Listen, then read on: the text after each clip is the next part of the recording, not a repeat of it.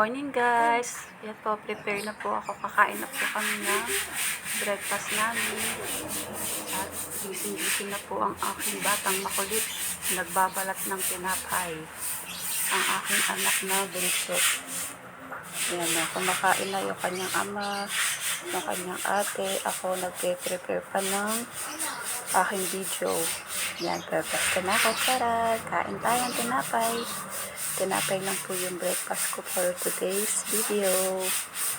At Milo. Hindi po ako nagkakape kasi nagpapalpitate ako sa kape. Char.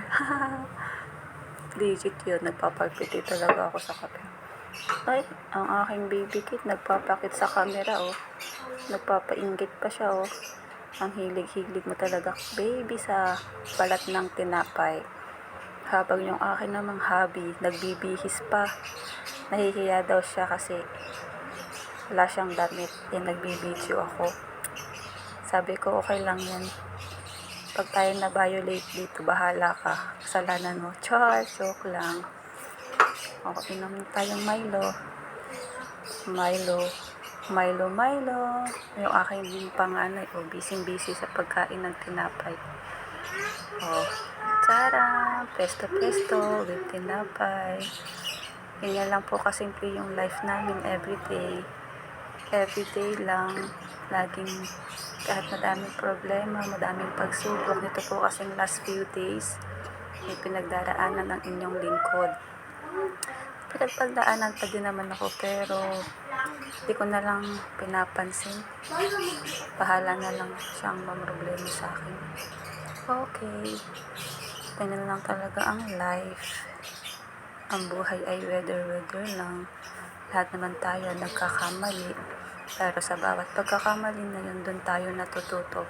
Pero sana sa bawat pagkakamali na yun, may mga natutunan tayong lesson para hindi na natin ulitin ulit. Kasi sobrang hirap pag ganun. Pag maraming pinagdaanan tapos wala kang nakuhang lesson. Diba? Anyway, continue tayo sa pagkain. Ayan.